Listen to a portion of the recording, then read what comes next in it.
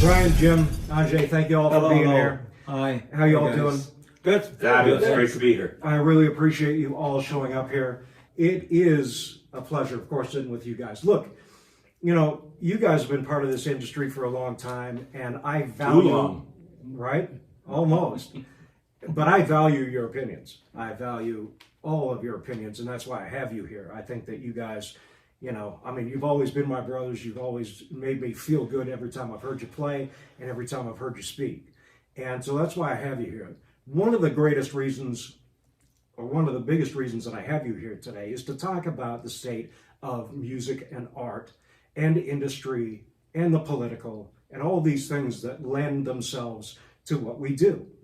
And so I guess I'll just start with asking you guys, how do you guys feel about the health of our civic scene? Any one of you? Calgary. Calgary, yeah. The health of the city, Of the scene. in In the the music city. scene. Yeah.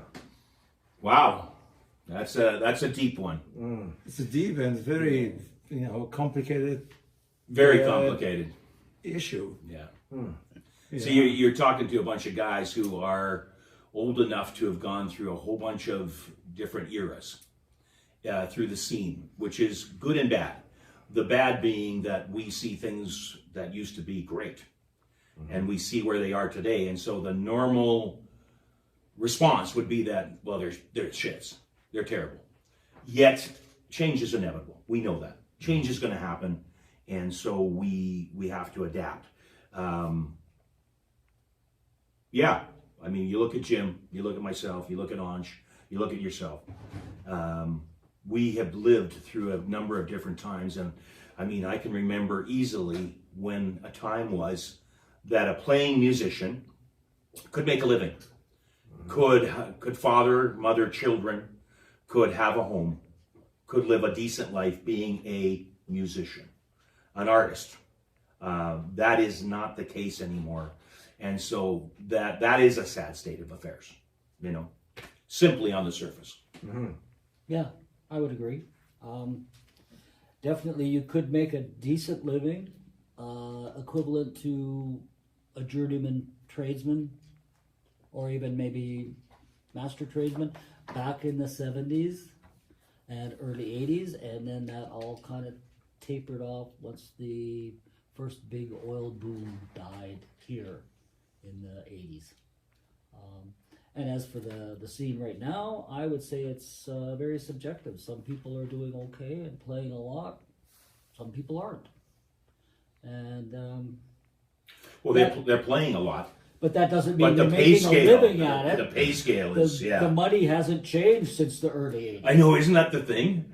I was remember being in grade 12 and making in grade 12, 1976, I made $13,000 playing while I was going through grade 12. What's that the equivalent of today? 50 grand? And there's nobody making 50 grand just playing in clubs like I was. Mm-hmm. So, I mean, Yeah. that's it. Right. So, yeah, it seems to me a steady decline. Anj, what do Yes, you it think? is. Well, I agree. But see, I haven't been here in 70s and 80s, No. right? So you guys, I have no idea what was going on. But I moved here in 1990, but it was still kind of, Still good. It was still where you guys started, Yeah. right? Mm-hmm. So I still had this, let's say, the privilege to enter this particular zone and explore it. Mm-hmm. So I remember, I have good memories of that time, and there's definitely huge change right now. But as Brian says, it's inevitable. Like it changed, everything changed. Like our life is just constant movement. It never stops. It always changes. There's no even single moment that it's the same. Right, everything changed, And not just in music, not just everything, in that. life. It's a life. That's how it is, right? So everything changes around us too. Every single industry, you name it, oil, gas, drug driving, like whatever people do out there, everybody experience the same that we experience. Right. Changes. Well, and I hear that a lot. I hear the word change a lot. And, I hear people argue for, well, Gavin, I mean, things change. And of course they change. I mean, they're supposed to change. This world is not, well, here's another thing too. I asked a guy a couple days ago, he said the world isn't the same anymore. And I kind of, came back at him and I said, well, no, I think the world is the same. I don't think we're talking about the world. The world hasn't changed exponentially. We've changed within the world. You know what I mean? Humanity has started We've changed within the world, and we've changed the world.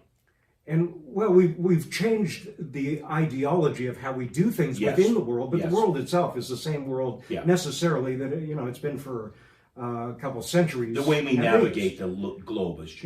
Yeah, so it's really us that has changed. And I think that's the point that I was getting to. It's not the world that has changed, but, and we do force change, or we don't have to force change. It's going to be there regardless.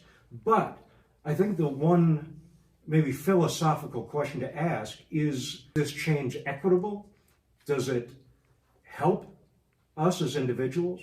Or is it a declination of what we've known before? And it seems to me like what you guys are saying is it's a decline. When it comes to the arts, when it comes to not just music, when it comes to the arts, when it comes to pure art, painting, what have you, writing, poetry, literary arts in that respect, sure, it's declined. I mean, people's interest levels just aren't there anymore. Our audience has shrunk because, like anything, when things are new and when music was first expanding and growing, there was an audience that was like, oh, I can go out to a club and I can see a live band? Wow. I mean, I remember when I was in high school, and Chilliwack at the time, a top recording, came to play our high school. I was in a large high school, 2,000 people in Edmonton, and Chilliwack came to play our high school, and that was huge. And I could see that. But then as soon as I turned 18, well, in my case, it was a little earlier, but as soon as I could get my way into a bar, I could go see bands. I could go see live music. And that was something that was novel and new for everybody.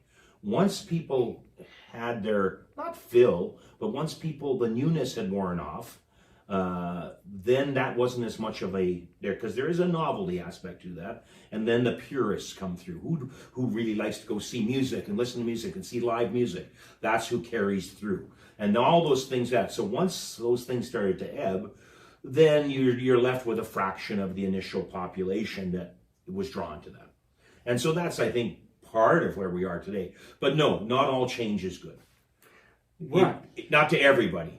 Well, speaking of change, when you said when you turned 18, it was great to be able to go to a bar. Okay, well, I'm just that much older, and I remember when it was still 21 to go to a bar. And at that time, there was a huge industry of community hall dances. Yes. All the bands that I started playing with went and played these community hall dances. Absolutely. Because there was that gap between high school and 21 where you could go see a band, right? So you go to a community hall, and of course they all had a Mickey in their pocket or whatever. But that was a lucrative time. Yes. And once it turned 18, those community hall gigs all went away. Yeah. All of a sudden, you were going to be playing in a bar, not a community hall. Yeah. And you were forced Do you mean to be they went away in physical terms, like meaning that they didn't exist anymore? They declined, yeah. They didn't exist. Okay, so what? So the gigs just went away because there was no market for them. The kids were going to the bar. To the bar. Yeah. When they changed to 18. Yeah. Yes. Okay. So all of a sudden, all the 18-year-olds were no longer going to a community hall dance. That's right. They could go to the bar. Right. So And that was see a the band. change. Well, that's an interesting thing, though. And I so mean, there to was a big dissect that, adaptation that had to happen with all the bands. Okay, now you're not playing a 3-set community hall gig. You're playing 4 sets now in a bar. 440s, baby. Yeah. Do you remember what year that was? Well, it would have been about 72. Okay, so it was, okay. Because I did some hall parties still when I started playing around 75. Yeah.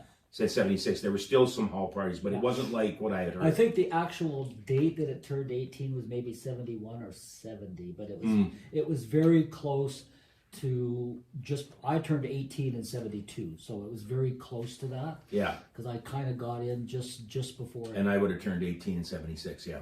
Well, that's really interesting, I think, because it seems like a minor change, going from 21 to 18. I mean, just in a legal sense, it seems fairly minor, right? Yeah. And yet, it had an impact, and that not small, not as small as we may think, you know, the Yes, 18 to 21 or whatever. Yeah, the amount of people that were in that glut, like if you took a 3-year scope of people, youth, from that time period, it's huge. Those numbers are huge. This was the baby boomer generation. Yeah, right. And everybody had babies. So that, there was just tons of people. And they saw the Beatles in 64. And live music had started. They wanted to go to concerts. They wanted to, and the minute they could go to halls, like Jim is saying, let's go to the hall, you know. And then once they could get into the clubs at 18, not at 21 anymore. Well, now we can go to bars. Right. I understand the psychological impact of that, especially on a kid, right? 18, being able to, you know, the excitement is in the bar now, right? Yep. You know. But I find that very interesting. Once again, you know, that small change affects so many people. Oh, yeah. That it ends up affecting the way we culturize ourselves, right? And our communities, meaning that those gigs kind of went away. Yeah.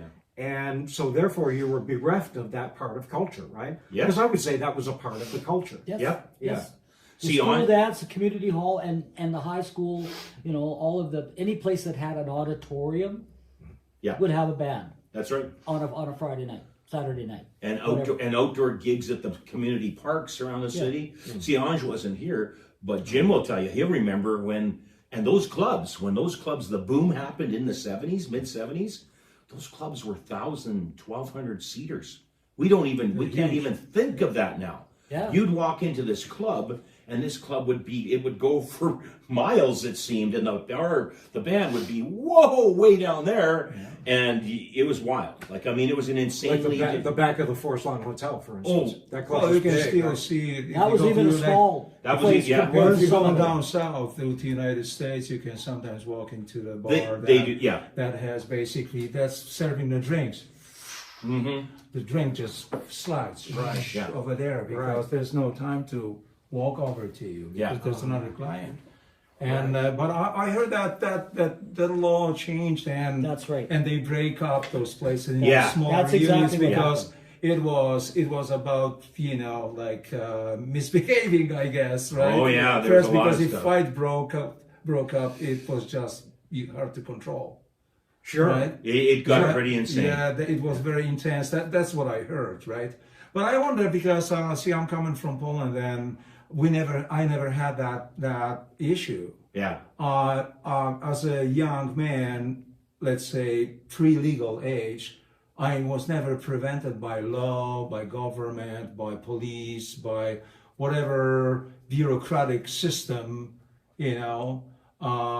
I was never prevented to walk into the public place where my father was hanging out with his fellas, his buddies, even if they were drinking. Oh, in a drinking establishment, you weren't stopped, yeah. No. Yeah. No.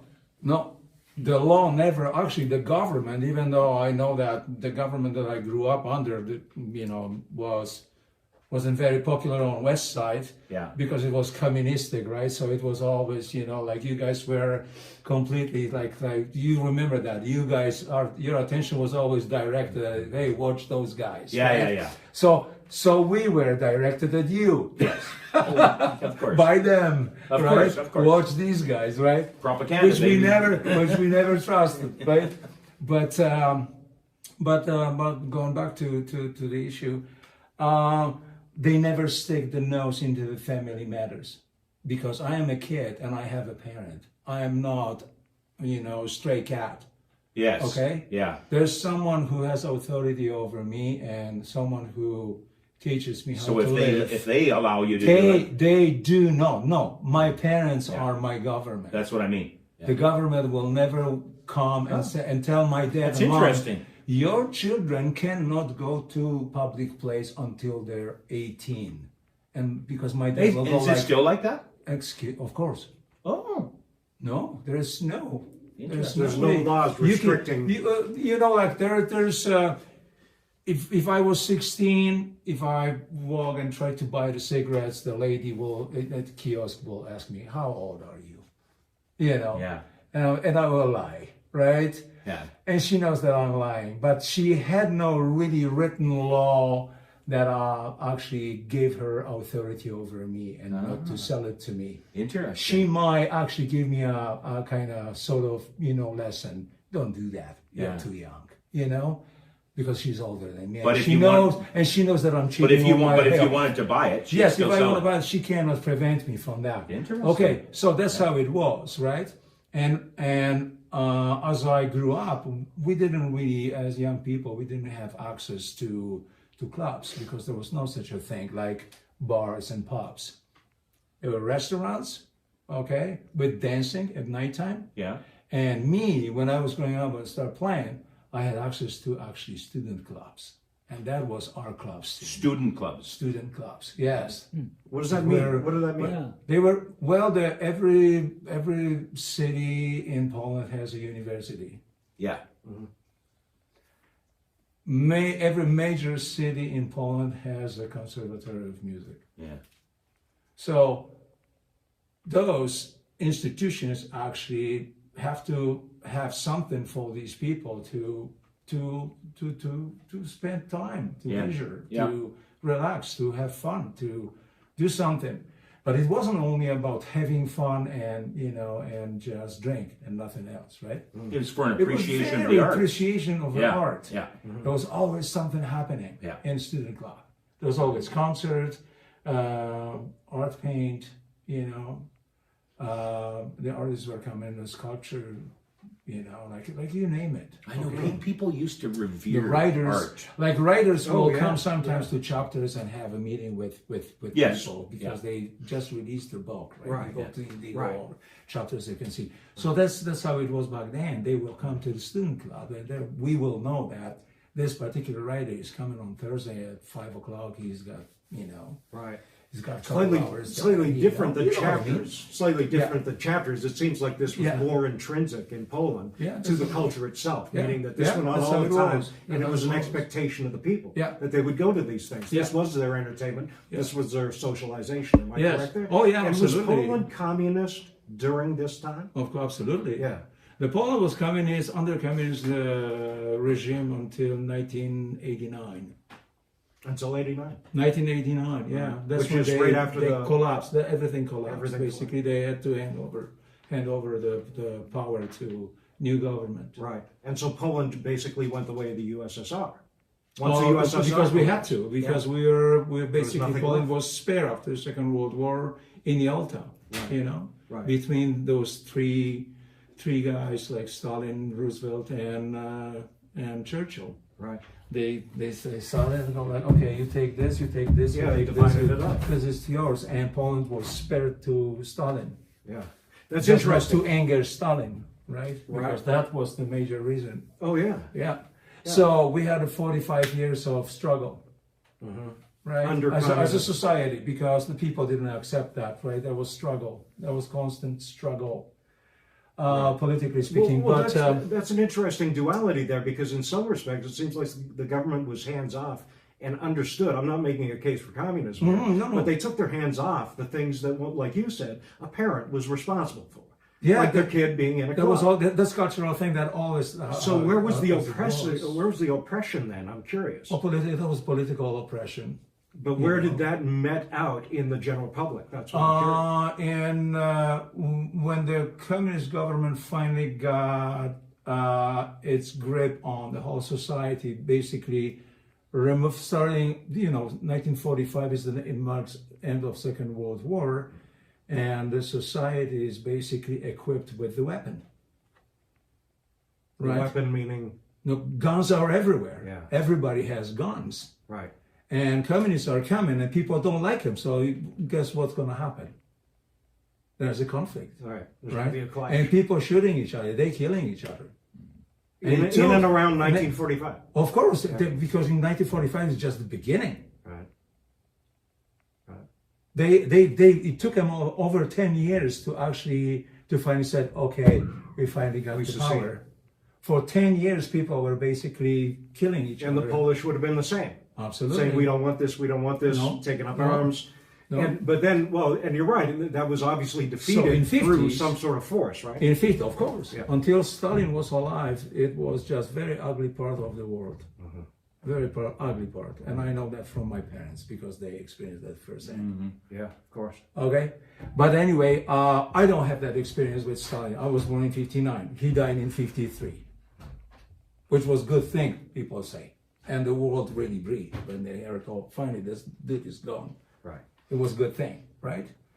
I don't wish anybody die, but apparently for these people back then, he deserves it. So the people knew they didn't want that. They knew they didn't want communism coming to their door, right? Of course. But through force and through will, political manipulation, right? And force, political and fear, because they came with it was unbelievable. It was unbelievable how much fear they imposed on society. Right. Because they had the military strength to do so. Yes, because first they had to take the weapon. First decree was take the weapon from the population. Take the guns. Yeah. And how did they That do was that? the first target. Yeah. Take the guns. How did they do that? Through government Force. mandate? No, absolutely. Government mandate, and delegalizing it, and basically getting after the people and chasing them and forcing them to surrender. Right. The oppressive side of it, I mean, that obviously was a culmination of oppression, right? And the fear of the people. Well, that's how people portrayed it back then. And violence. That's how it was. And violence. Oh, absolutely. Right. Most oppressive time was between 1945 and 53, the death of Stalin. That first initial 13 years, because it was the most oppressive communistic regime ever. Yeah. Like now we have the similar situation in North Korea. Yeah. Right, but no, this is even worse. North Korea is even worse than Stalin. If you look at it from outside, and if you know something historically about both those countries, you can tell that Russians had a little bit more, to themselves. Yeah. A little more than these free. people. Yeah. But no, those 13 years, and it was massive murdering people, political dissidents, arresting people for no reason. You just look at the official, with real kind of odd eye, and you might get arrested for that. Yeah. So they had that kind of control. Yeah, absolutely. Like that's kids. It's all legislated oppression. Yes, right. It's really absolutely what it is. Right. And it's legal. Right. And it's in order to make life better for everybody else. Well, and I'm not going to make a case for communism here because I want to go further with that because okay, that ends. I never experienced that. After Stalin died, the little bit more information started coming and entering the country, right? Via radio, via immigration from Poland overseas to North America or different parts of the world. At least has a history of 250 years. Okay, so there's a lot of Poles living outside. Oh yeah, including me. I belong to that group. Right. Millions of Polish people live outside Poland for centuries. Polish and Ukrainian. Yeah, yeah, centuries. Okay, Right. So that information started kind of pouring in. The people. The government start allowing people from the West to come and visit with families, so they will bring the records, books, information. That was the internet. Yeah, Right. Human internet. Yeah. Human interaction.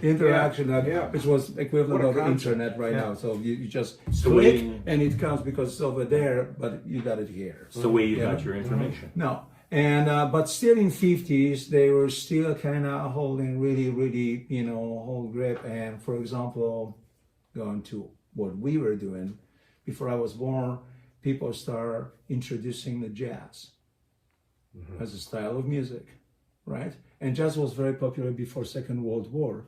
But after Second World War, communists called jazz as imperialistic, form of controlling minds of people. Mm. Okay. Right. Okay. Not This is free capitalistic expression. music. Right, but This is do you think capitalistic that they were maybe music. a little afraid of that free expression? Absolutely, element? that's what it was. Not to allow people mind is a mind control. That's a strictly mind control. So if you play jazz and you get caught, they will suspend you at school. They will actually kick you out of the university.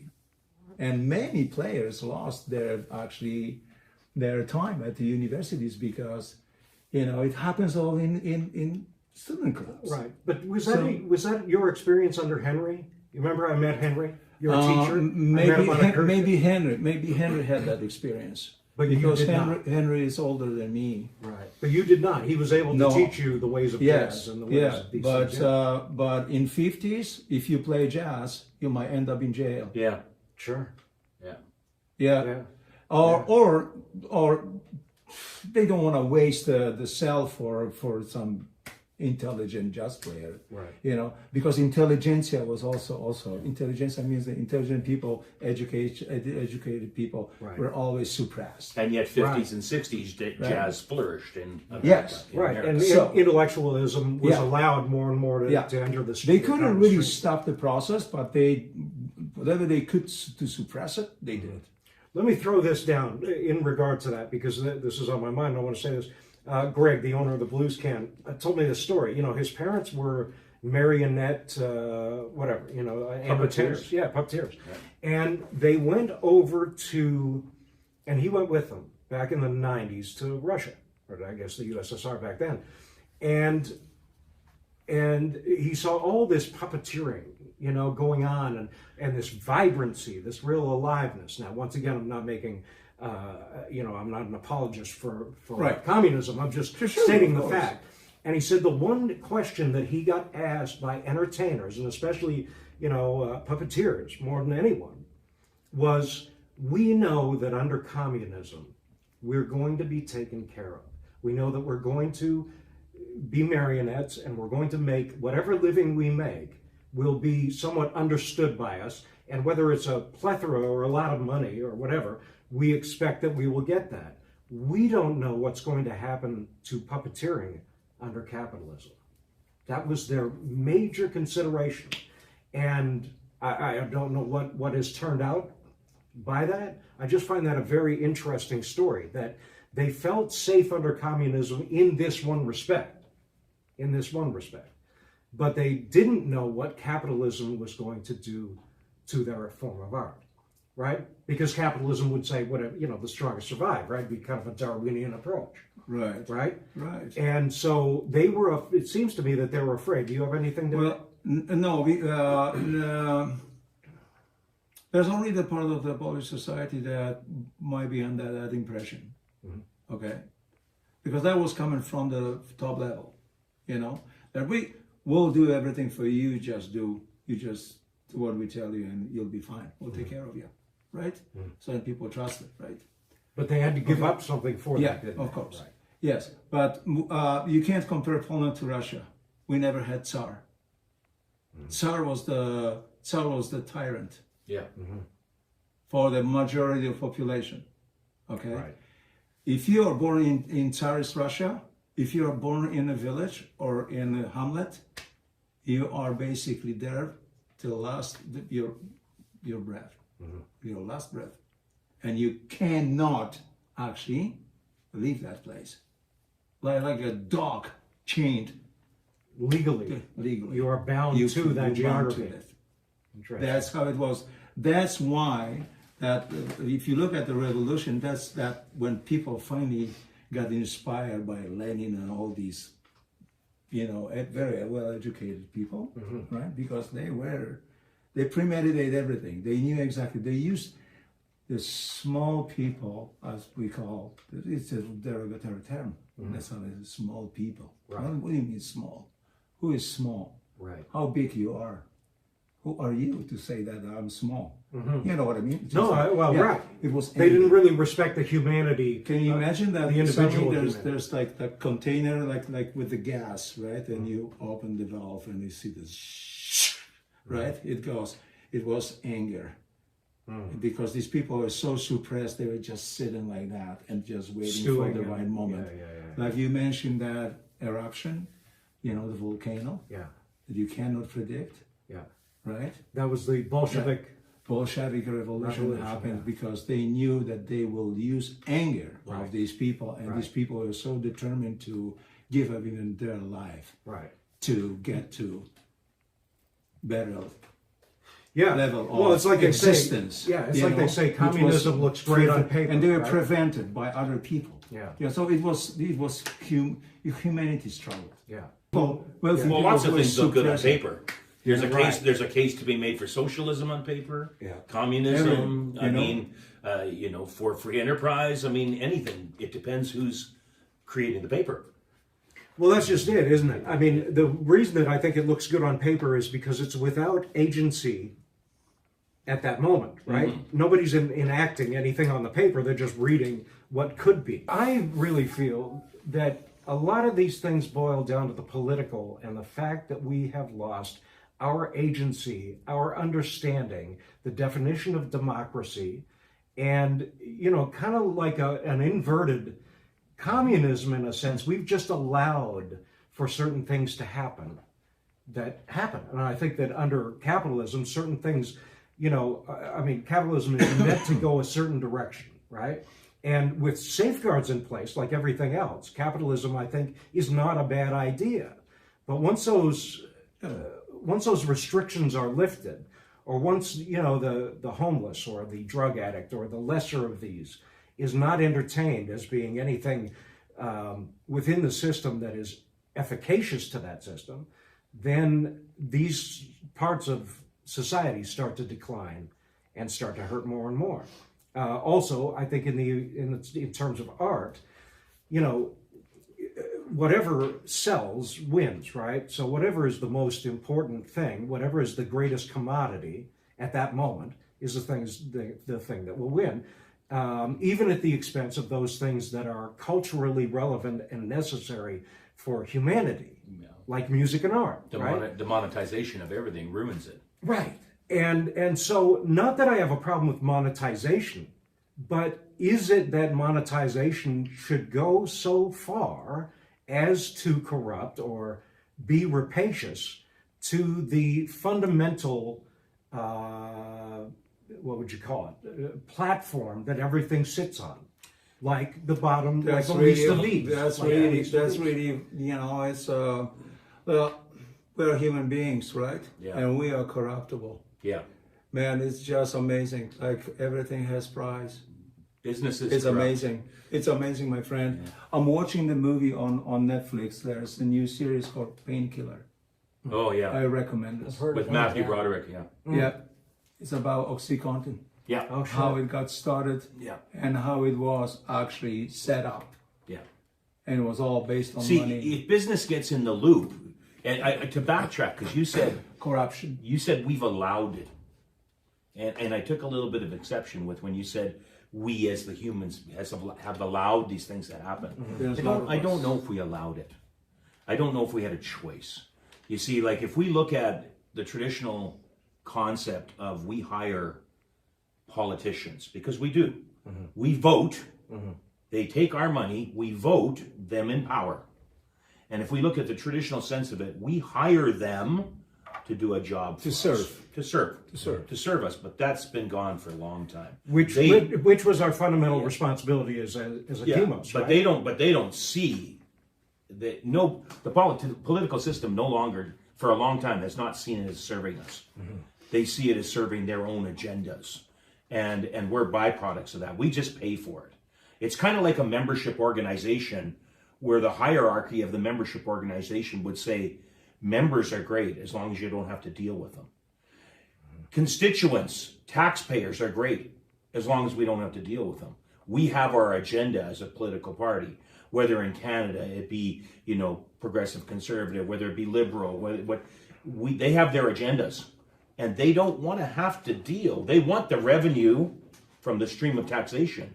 They don't really care what we want to do. They want to legislate down how they want it to be. They've lost sight of the fact, that they are hired to take care of our best interests.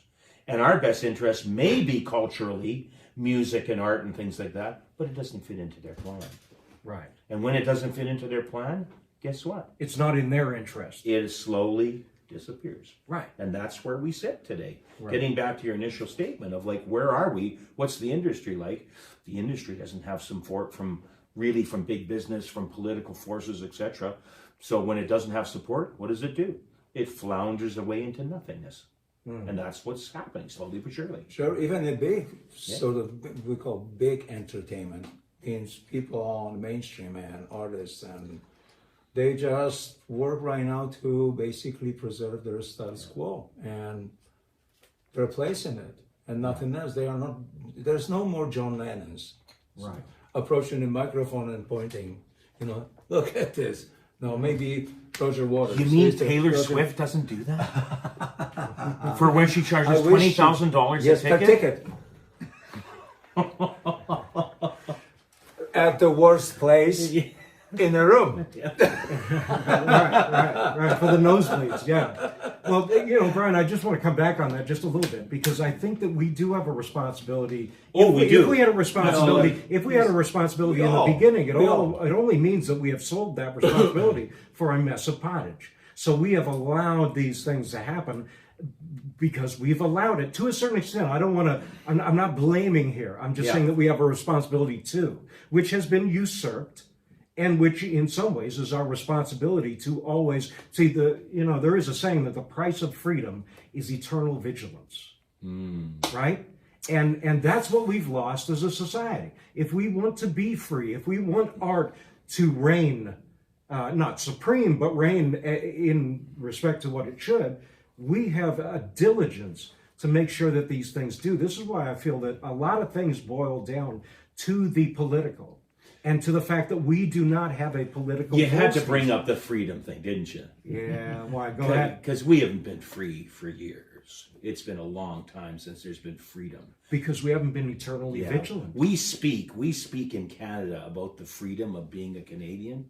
There's nothing free about our society. Not really. We're legislated completely. We can't drive without a seatbelt. We can't smoke here. We can't do this. We can't do that. Our freedoms have been stripped far long ago. Right. I don't mind wearing a seatbelt. I have never been a smoker. I can see, but we should have been educated as to why these things are good, not legislated. That's why you always said that civics need to fucking come back, right? Absolutely. We need to be taught civics. Absolutely. I heard from one of friends of mine in town that he grew up in the United States in the late 60s, beginning of 70s, and in small town. And he told me the story that the way he and his buddies as kids, how they socialized, they were allowed to walk actually into every single house freely in the community, right? Your kid can walk into my house if he is thirsty and have a glass of water, right? Without asking. Right. They're just oh, Kevin, come in. Yeah. Have it. What do you need? That's how it was. That's how they. It was more like that. Also, I can rebuke you if you are. It doesn't matter that you are not my kid, but if you do something, and I'm adult, right. I'm teaching you, right? I can rebuke you if you do something stupid, dumb, and very unwise. Can I just add to that? Because educate you. And your parent won't come at me like, you never talk to my kid like this. I'm gonna sue you. Could you even imagine if that happened today? If you chastise some children on the street? Oh yeah, I know. You would have parents, social agency, everything down your ass so tight you couldn't even it'd be wow. It's just ridiculous. Yeah, you'd be hiring a lawyer. Oh my goodness. Yes, Can I just speak to that because that's very interesting. Number one, I won't say that we were bereft of that in the 50s or the 40s. You know what I mean? I mean, especially in tight communities, you could walk in and ask for a drink anywhere. Nobody locked their doors at night. Yeah. It was the same type of thing. Yeah. But the Greeks, so reading as much of this in Plato's Republic, that the mother of the child born to her, that she birthed at that moment, she also became mother to all the children that were born around that time from different parents. So she was also known as their mother.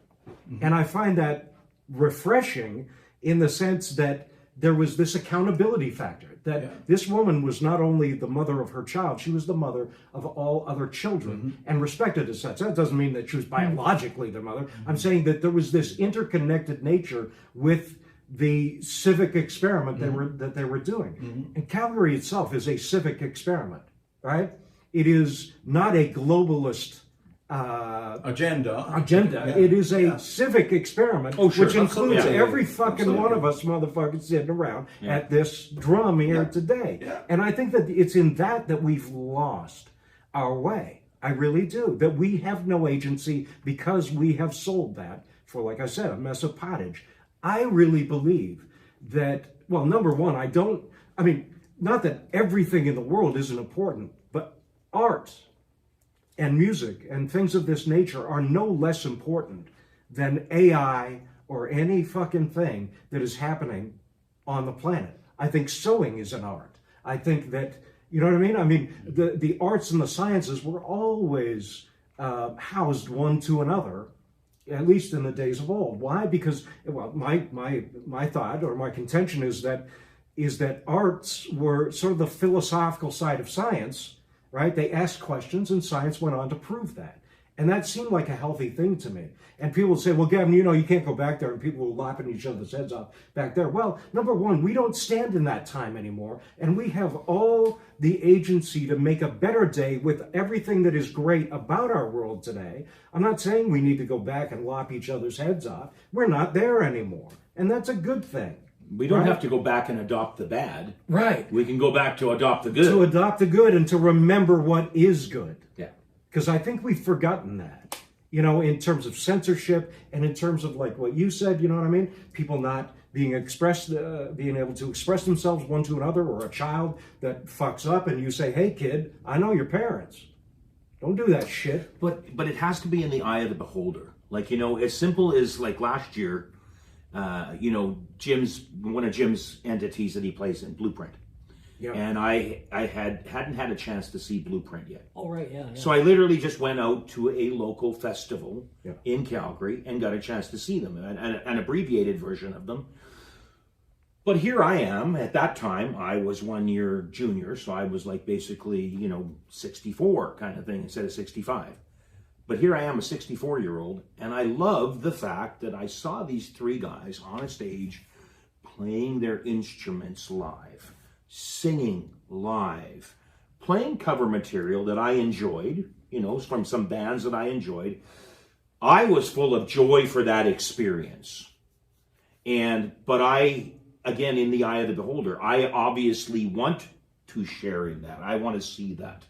And when there's less people who want to see and share in that, that's part of the problem, Sometimes, like I've said before, we get caught up in the fact that our industry is nowhere what it used to be. And where the change comes that we can't fight, where we can't fight change, is that where the masses tell us they're just not as interested as they used to be. They are into things like AI and gaming and TV and movies streaming and all this kind of stuff that fights for the same attention span. Attention span is limited. There's only so much that a person is going to legislate to art. And the broad definition of art is all sorts of things, depending on who you talk to. Mm-hmm. There's only so much to give. And yet because we look back to a better time when music was really sought after and was really searched, and concerts were widely attended, and people would go see people here and there and everywhere, and they would glom that along with literary arts and poetry and everything else. But that's not quite there anymore. And so as much as big business, as much as government, as much as what outside agencies don't support the arts like they used to, in some respects, too, we have to be wise enough to say that maybe the appetite for what we're serving is not as great as it used to be. Absolutely. Absolutely. You just nailed it, because the appetite or the demand for live music is not there the way it used to be. Back when we all remember playing 6 nights a week, if the demand was there to have a band in these places 6 nights a week, somebody would find the They money do it. to hire the band Yep. and do it. Yep. And then more places would do it if the demand was there. Yeah. But it's not there. Music is everywhere for nothing. For free. For free. You can turn on anything, stream it. You might pay a couple of cents to listen to a tune, but that's it. Yeah. You know, back in the old days, if And you the wanted artists- to listen to a song, you had to go pay $1 to buy the 45. Yeah. You know, And we At the waited, moment- and we waited to and buy yeah, that. you know, you were lined up at the record store to get it. Oh man, I But remember now, those days. like, ask someone to pay the equivalent of like a 1970s dollar to listen to a song. That's not going to happen. Ask somebody to pay a $5.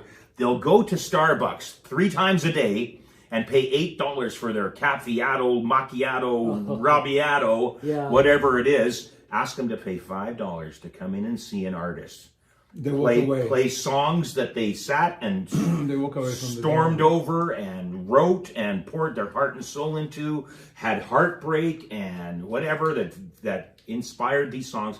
Ask them to pay $5 to come in to see that artist, and they go, "Oh, let's go somewhere else." Yeah. But hang on, let's go to Starbucks and buy a cup. And have that big coffee. exactly. Go out to Starbucks and buy yourself a Exactly. coffee number 4. Yeah, yeah, Well, yeah, because Oh, damn, they close. It's 9 o'clock. Yeah. yeah. And that is the gist of it. So it's not just the fact that the arts aren't important or whatever. The appetite to consume it is just not anywhere what it used to be. And so we would have to be Yeah. the people or an arts community would have to cultivate appetite. We would have to make people hungry to experience that again. And that is, in and of itself, how do you make people hungry for live music? You have to sell it. You have to market it. You have to throw money at it. You have to do certain things. You have to support those artists. How can those artists make that art if they can't even live? That's They right. can't pay their bills. That's right. well, of course. Can I? Yeah, please. Go ahead. Okay, Yeah. because everything you guys have said is true. Everything you're saying is true. I cannot argue one thing except for this. That's very true that these problems exist. But I ask myself the question, why do they exist? So, why do they exist, right? We can say they exist, and we can be true about that. But why are these things persistent? Why is decline, not just change? I can understand change. I have a harder time understanding decline. See? So go ahead. Why? Overexposure, too much information. Oh my God. You wanna listen to music? There. That's what I got people another do. question for you. Then they got their headphones in, they're walking along, they get hit by a car or whatever, but they're listening to something on their phone. I got another question for you. They don't wanna go and see it live or pay the money to see it live, and they can't get hired to play it live because everything is. You can go anywhere now and get music for free. I got another question for you, though. Why that? I don't know. Sorry. Why? Sorry. Why? What? See, this Why? is, What? well, I didn't- why are we distracted? Why are Well, we? the thing is that because we're it's a convenient. different generation than the generation now. Mm-hmm. The kids that are around now don't have that same burning desire to go and watch someone play or listen to them play and see them perform. Mm-hmm. They can watch it on TV. They can go to YouTube. Well, let me ask you this: is culture important? I think indubitably, absolutely. Yeah. But I come from a different era. Yeah, and No, that's just it. no. Historically, is culture important, or is it just not? Up until what we experience today, has culture been a vital part of I think society? without culture, we won't be actually sitting here. We wouldn't Without sit around this culture drum. in I can our tell you. life, in our life individually, we won't be sitting here together today. Right. If there's no culture in I society, would argue that the level of importance of culture has declined. Decline. Why? That's the question. If culture is necessary to the human experience, which I believe it is, because it always has been, why are we noticing this type of decline in this moment? Now, we could say that this has happened lots before, but that's not my point. No, I don't think it's happened lots before. I don't think so either. I think we stand, and I know this has been said of other epochs of time, as we move within this moment in time, I don't think we understand what time we actually live in. I think this is and I don't mean that conspiratorially, I mean that seriously. I think this is quite an astounding moment in time. I never, as a kid or growing up or anything else, would have assumed this moment that we are having this discussion. I was a drummer. That's all I gave a shit about. Gary Chester, Gary Chafee, all the cats, that's all I cared about, right? Just getting that fucking 5 and 7 down, and that's all I want. I travel the world and do what I do, right? But you could monetize it enough to have a livelihood. Well, that was the thing, is that under this state the world was in, or at least my country was in, and Western countries were in, there was an ability to monetize that. Yeah. I wanted to be bigger than. I wanted to be greater than life itself. I wanted to, play with the top bands and Patitucci and fucking, You wanted to ascend the ladder. That's right, the ladder. And then I had to come to a point where I realized the ladder doesn't necessarily, the ladder is a mirage. It's a rainbow with a pot of gold at the end of it. It's always moving, and I've never been able to catch it. I've never been able to get to the end of that rainbow. Now, that doesn't mean that other people haven't, but very few people have. I had to give up this notion that I was both entitled to that and that it would actually exist for me. And in so doing, I turned my eyes towards my brothers and sisters. And that's why I have you guys here. Because I looked at you all and I went, number one, we don't need the fame. Fame is a fleeting notion. It's smoke. It's here and it's gone. And it really doesn't do anything other than a momentary sense of greatness and a thick wallet, maybe. It doesn't do anything for anyone else except that person. Of course, it gives you can idolize that and you can wish to be that, but I don't know that we should be wishing to be that. Well, what I feel we should... But also separates the famous person from the rest of the society, especially in North America. Go ahead. It separates people. They Absolutely. isolate themselves. Yeah. Oh, yeah. They start living in the fear that there's someone going to come and rob them, kill them because they're wealthy. And then we fall to sycophantic. They have to start. They have to hire security guards with Bodyguards. Bodyguards. Mm-hmm. Right. They walk around like what really is the fame. Maybe someone I know that there's that balance. Here's your amount of dollars that you have in bank, from having that position, and here's your private life. So how they deal with that, I don't know. Right. I don't judge them, but sometimes I think they suffer. They suffer because of that. I don't mean to pick on her, but how many bodyguards do you think Taylor Swift has? Yeah. I'm not bringing up Taylor because I've got some agenda against her. No, but you're right.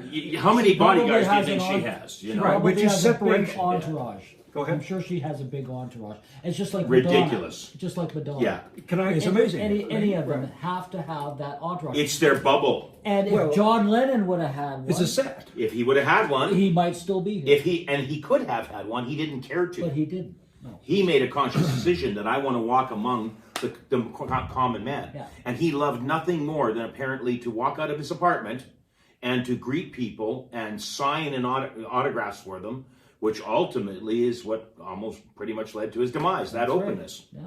Can I use another word? I know you use the word entourage. I would rather maybe call it a sycophantic crowd. You know what I mean? Because none of those people are there. Like, what is an entourage? Well, that sounds pretty good. You know what I mean? I got me an entourage, But the other word for that, that feels good, doesn't it? I mean, even just when The way you said it almost sounds like an illness. I've got an entourage. Like a racing car. And I can't burn it off with a lighter. A 69 entourage.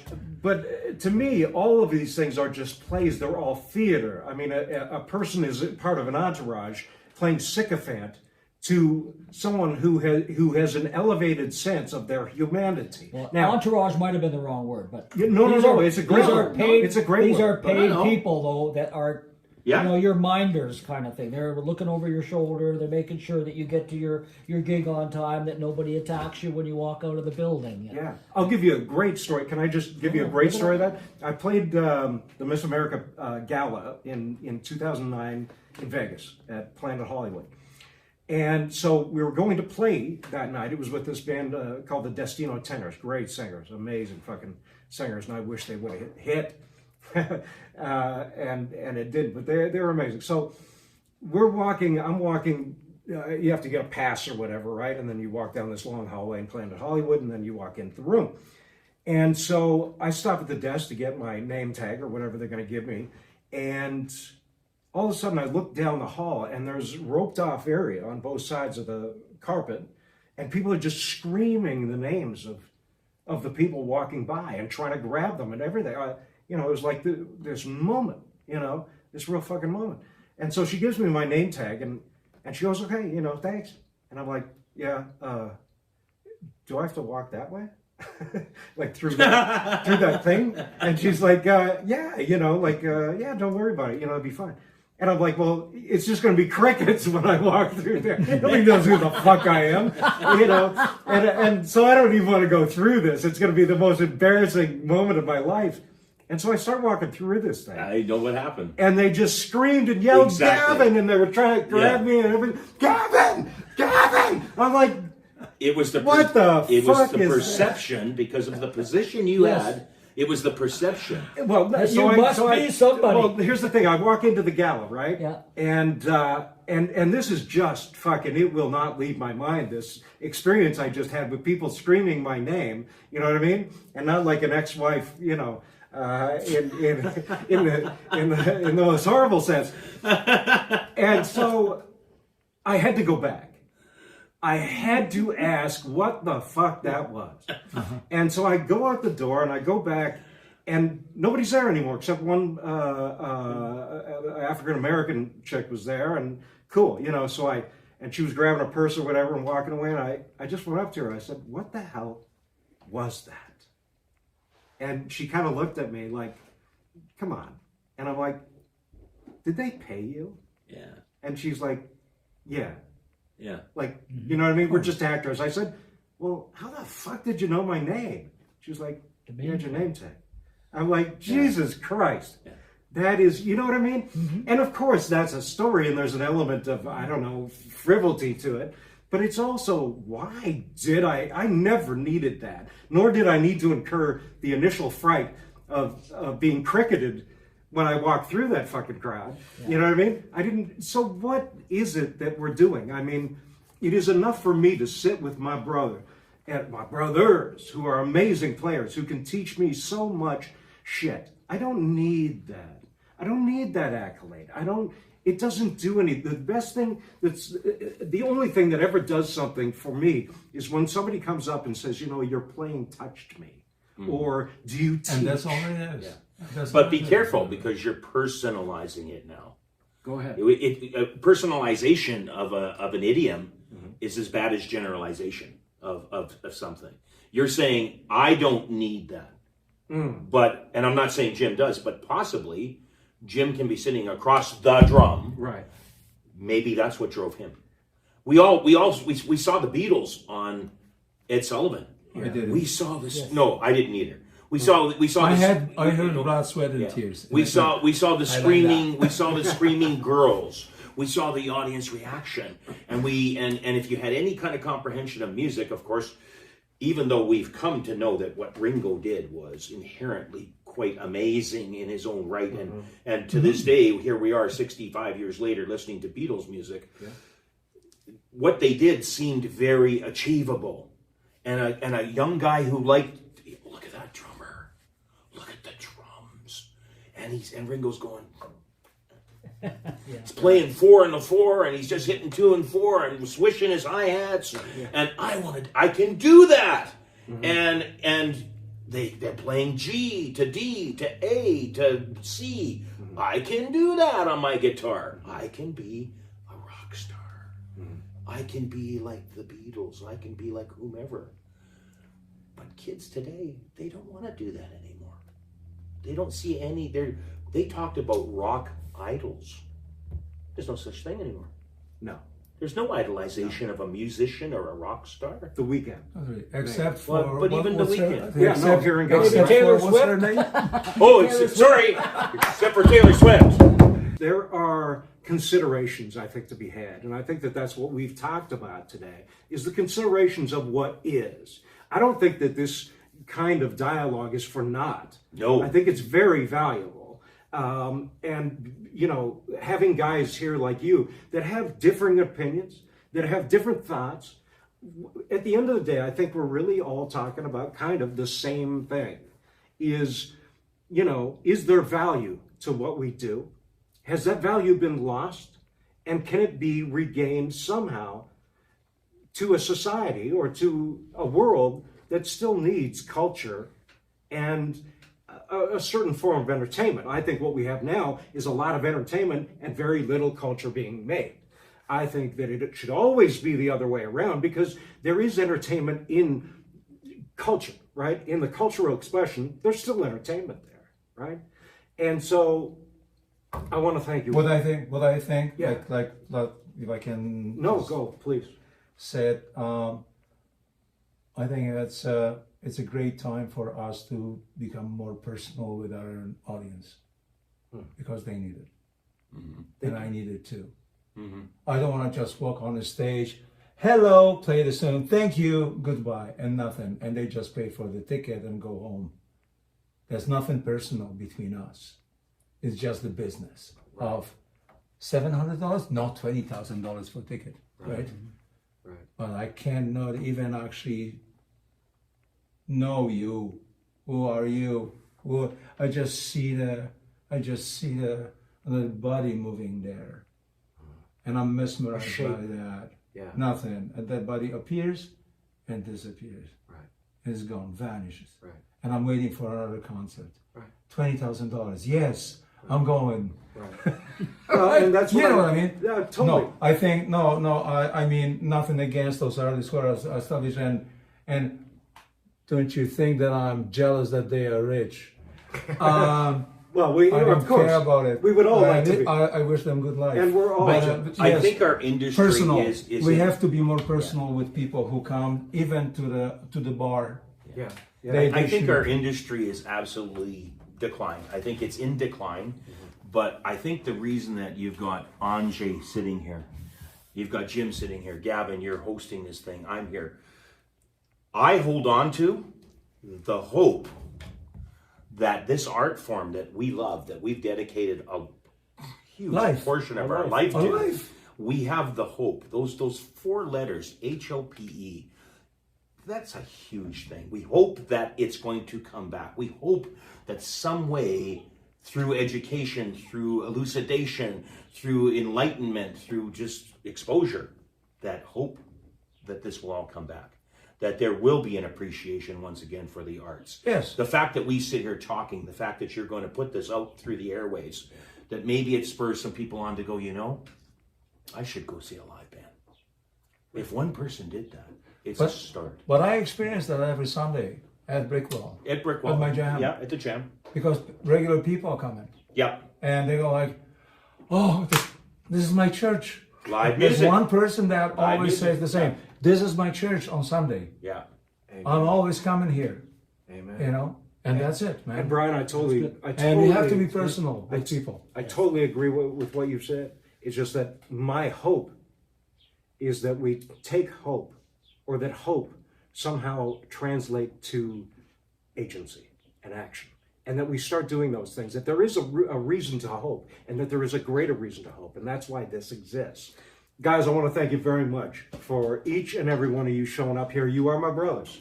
You really are. I mean, you know, because we are connected not only through our Homo sapienness, Thank you. but our art, our form of art, and even in the way we express it. It means a lot to me. Ladies and gentlemen, I really thank you for showing up. I'm doing another one of these very soon. We're going to be doing clubs. We're going to be doing these civic organizations around town, like the Union, like CADA, like NMC, like all this. And we're going to have this conversation because, like I said, hope can lead to agency. Love y'all. Guys, good. 1, 2, 3, 4.